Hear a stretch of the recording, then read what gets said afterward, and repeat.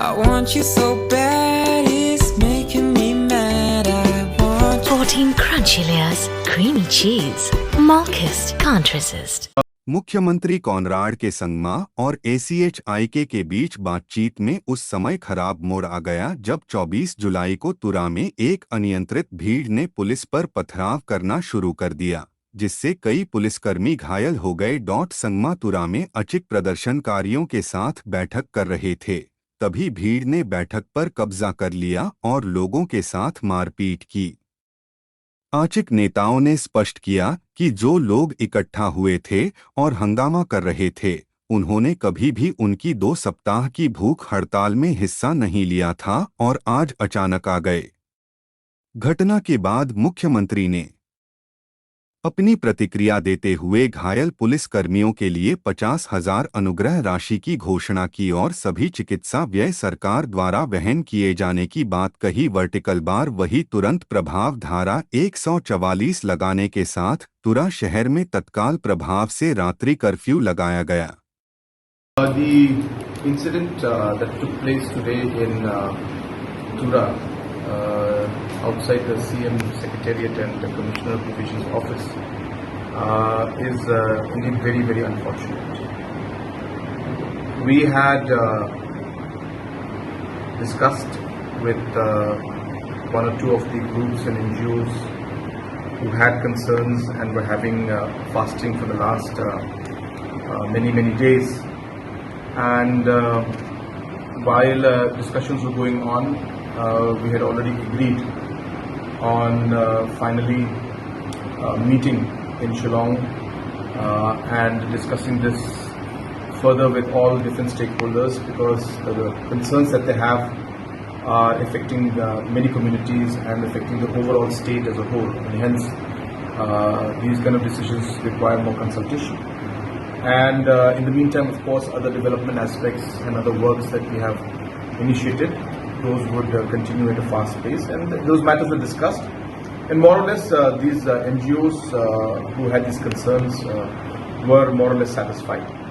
And I also would like to stress that majority of the stakeholders, civil society and the NGOs were not part of this fasting that took place. There were just 2 organizations or maximum 3 organizations that were in this, but 90% of the organizations were not part of this. So even then, I felt it appropriate, and I've always believed that dialogue is important, and hence I made it a point to meet them, and that was what was decided. And so while we discussed everything, after the discussion was almost over, we heard some agitation and some sloganing from outside, and I asked some of the people to go and speak to the people and to their people and tell them to control and not to create any kind of scene out here.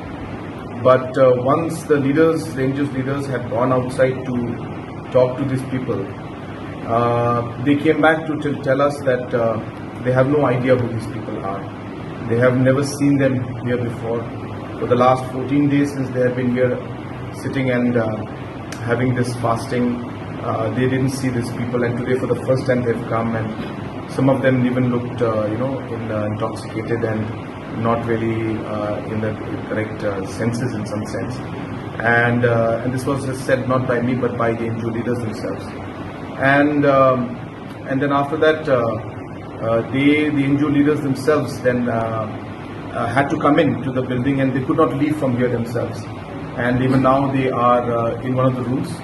They are not able to go because they are also worried, and it seems that these people who are there are people who are not part of their organization. So we have a full video recording and details of all the people who have instigated, and definitely as per law necessary action will be taken from the police side. And also, as I said, we had asked the organizations to come and meet us, but it is sad that while we took the initiative to come and speak to them and try to find a resolution to this, this is the kind of unexpected situation that has unfolded. But nonetheless, the police has controlled the situation.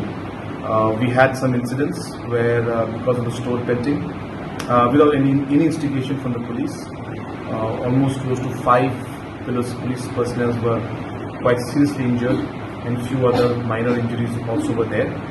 And from my side, I have decided that I'll be giving 50,000 rupees as medical allowance to each one of them from my CMSG scheme. All those who are injured, the police who are injured, and whatever the medical expenditures are there will be completely borne by the government. At the same time, as I said, we condemn this kind of an action, and this is not something that Garo Hills has experienced, and whatever we have seen seems to be another plan by some other individuals. As I said, even the NGOs who were in this have already said that they are not part of this, and they are not aware of the individuals who have been involved. And as I said, we have recordings, so accordingly police will take action.